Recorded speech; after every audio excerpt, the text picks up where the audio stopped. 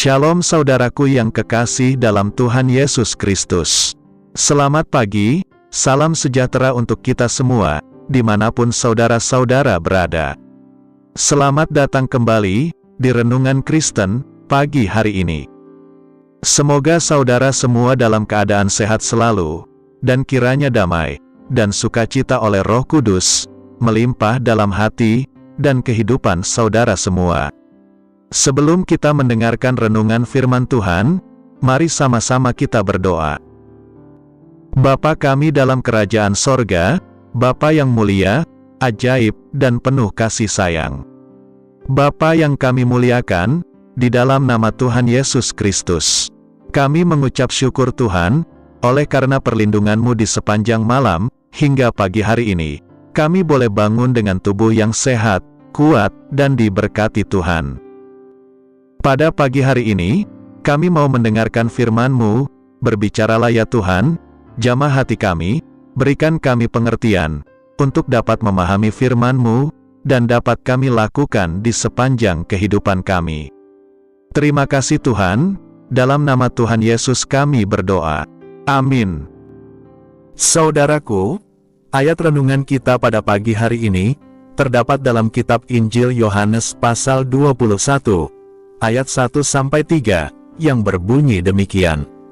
Kemudian Yesus menampakkan diri lagi kepada murid-muridnya, di pantai Danau Tiberias, dan ia menampakkan diri sebagai berikut. Di pantai itu, berkumpul Simon Petrus, Thomas yang disebut Didimus, Natanael dari Kana yang di Galilea, anak-anak Zebedes, dan 2 orang muridnya yang lain. Kata Simon Petrus kepada mereka, "Aku pergi menangkap ikan." Kata mereka kepadanya, "Kami pergi juga dengan engkau." Mereka berangkat, lalu naik ke perahu, tetapi malam itu, mereka tidak menangkap apa-apa. Saudaraku, masih ada kesempatan kedua, untuk alami mujizatnya. Seperti yang kita ketahui, Simon Petrus pernah gagal dalam hidupnya, yaitu menyangkal Tuhan Yesus 3 kali. Dan dalam Injil Yohanes pasal 21, mengisahkan suatu keadaan, di mana murid-muridnya sedang putus asa, putus pengharapan, galau, kehilangan visi, karena Tuhan Yesus mati di kayu salib. Saat itu, Simon Petrus, yang dalam kesempatan pertama kali bertemu dengan Tuhan Yesus, dijadikan penjala manusia, maka kembali pada kehidupan, profesi lamanya, yaitu mengambil keputusan untuk pergi menangkap ikan kembali, bahkan sampai semalaman, mereka tidak mendapatkan hasil apa-apa. Mereka sudah berusaha menebarkan jala ke kanan, ke kiri, bahkan mungkin ke depan dan ke belakang perahu, tetapi tetap tidak mendapatkan hasil apa-apa. Kadang dalam hidup kita sudah berusaha sungguh-sungguh, melakukan pekerjaan dan pelayanan kita, tetapi tidak ada hasilnya. Hari ini, jika ini keadaanmu, jangan jadi putus asa, jangan jadi lemah iman, tetapi pelajari teladan Simon Petrus. Dalam Injil Yohanes pasal 21, ayat 4-6, mengatakan, ketika hari mulai siang, Yesus berdiri di pantai, akan tetapi murid-murid itu tidak tahu, bahwa itu adalah Yesus. Kata Yesus kepada mereka, "Hai anak-anak, adakah kamu mempunyai lauk pauk?" Jawab mereka, "Tidak ada." Maka kata Yesus kepada mereka, "Tebarkanlah jalamu di sebelah kanan perahu, maka akan kamu peroleh." Langkah pemulihan, belajar dari Simon Petrus, untuk alami mujizat kesempatan kedua, adalah pertama, dengar kembali tuntunan dan suara Tuhan. Simon Petrus dan murid-murid lainnya di dalam perahu, mendengar kembali tuntunan Tuhan, apa yang harus dilakukan.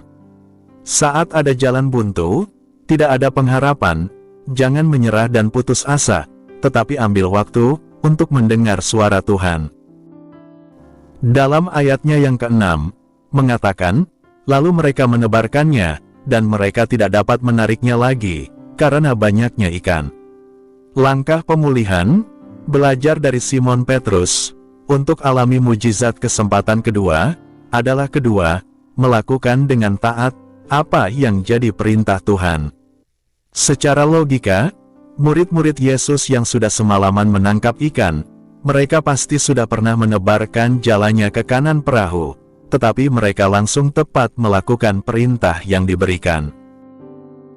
Ketaatan, bicara tentang melakukan, tanpa penundaan, dan sukacita, dengan percaya tanpa keraguan.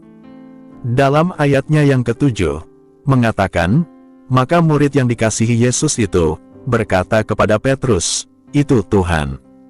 Ketika Petrus mendengar, bahwa itu adalah Tuhan, maka ia mengenakan pakaiannya, sebab ia tidak berpakaian, lalu terjun ke dalam danau. Langkah pemulihan, belajar dari Simon Petrus untuk alami mujizat kesempatan kedua, adalah ketiga, fokus hanya pada sumber berkat, sumber mujizat, bukan pada berkat atau mujizatnya. Waktu Yohanes berkata itu Tuhan, maka yang luar biasa, Simon Petrus meninggalkan jala yang penuh ikan-ikan, berkat dan mujizat yang baru saja mereka dapatkan, untuk berenang dan fokus menghampiri Tuhan Yesus. Bagaimana dengan hidup kita? Apakah kita lebih berfokus pada berkat dan mujizat yang kita peroleh? Biarlah tetap fokus utama kita adalah Tuhan Yesus sumber mujizat. Dalam ayat 10 dan 11, mengatakan, kata Yesus kepada mereka, "Bawalah beberapa ikan, yang baru kamu tangkap itu." Simon Petrus naik ke perahu, lalu menghela jala itu ke darat, penuh ikan-ikan besar, 153 ekor banyaknya, dan sungguh pun sebanyak itu, jala itu tidak koyak. Luar biasa, mujizat yang diperoleh, yaitu 153 ekor, ini berbicara tentang 153 jenis ekor ikan, semua jenis ikan yang ada di Danau Galilea. Kita percaya, semua jenis berkat dan mujizat, Tuhan sudah sediakan dalam hidup kita.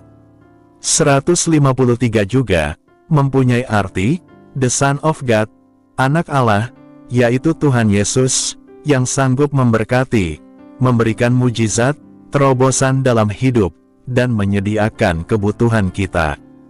Dalam ayat 15-17, mengatakan, sesudah sarapan, Yesus berkata kepada Simon Petrus, "Simon, anak Yohanes, apakah engkau mengasihi aku, lebih daripada mereka ini?" Jawab Petrus kepadanya, "Benar Tuhan, engkau tahu, bahwa aku mengasihi engkau." Kata Yesus kepadanya, "Gembalakanlah domba-dombaku." Kata Yesus kepadanya untuk ketiga kalinya, dan ia berkata kepadanya, "Tuhan, engkau tahu segala sesuatu, engkau tahu, bahwa aku mengasihi engkau." Kata Yesus kepadanya, "Gembalakanlah domba-dombaku." Langkah pemulihan, belajar dari Simon Petrus, untuk alami mujizat kesempatan kedua, adalah keempat, rekomitmen mengasihi Tuhan, lebih daripada yang lain. Dasar dari segalanya, adalah kita mengasihi Tuhan. Simon Petrus yang telah menyangkal Tuhan Yesus 3 kali, ditanya 3 kali juga, tentang kasihnya pada Tuhan Yesus. Ini bicara pemulihan rekomitmen mengasihi Tuhan. Simon Petrus alami sesuatu perubahan hidup yang luar biasa, setelah rekomitmen mengasihi Tuhan, dan pada saat Pentakosta, Roh Kudus dicurahkan, maka Simon Petrus bangkit dengan kuasa Roh Kudus untuk berkhotbah. Sekali berkhotbah, 3.000 orang bertobat. Kebangkitan Petrus pada kesempatan kedua, maka dipakai jadi alat penuaian jiwa-jiwa.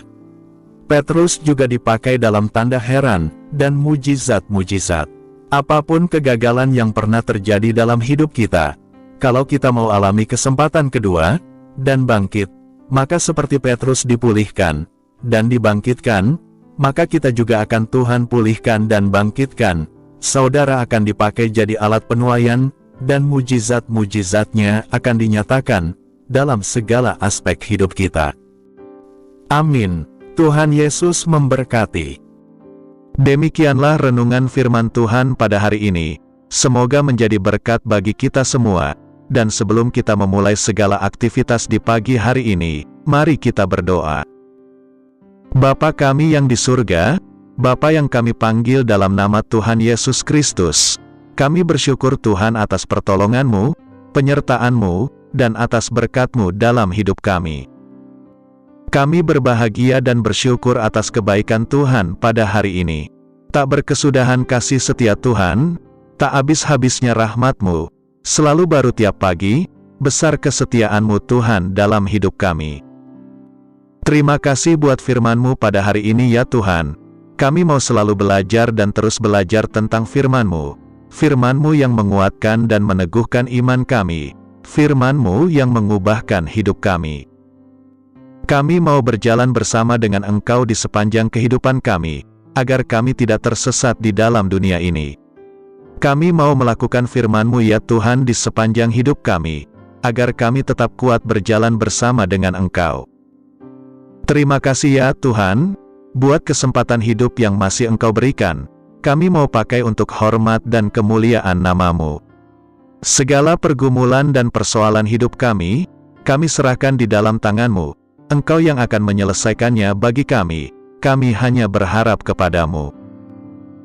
Ya Tuhan, hamba berdoa buat saudara-saudaraku, yang sudah mendengarkan renungan hari ini, yang saat ini sedang mengalami sakit penyakit, pergumulan masalah, kebutuhan ekonomi, kiranya Engkau jamah, sembuhkan dan pulihkan, berkati perekonomian mereka, serta berikan jalan keluar, di setiap pergumulan masalah yang mereka sedang hadapi. Dan ajarlah kami ya Tuhan, untuk selalu berharap dan percaya sepenuhnya, kepada Tuhan Yesus. Kiranya Engkau terus memberkati kehidupan kami, keluarga kami, sanak saudara kami, daerah tempat tinggal kami, bangsa dan negara kami, pemerintah-pemerintah kami, biarlah semuanya dalam perlindungan-Mu ya Tuhan, dan jadilah sesuai kehendak-Mu yang terbaik dalam kehidupan kami. Dan pada pagi hari ini ya Tuhan, kami berterima kasih buat perlindungan-Mu di sepanjang malam yang telah kami lewati. Pagi hari ini kami akan beraktivitas sebagaimana mestinya.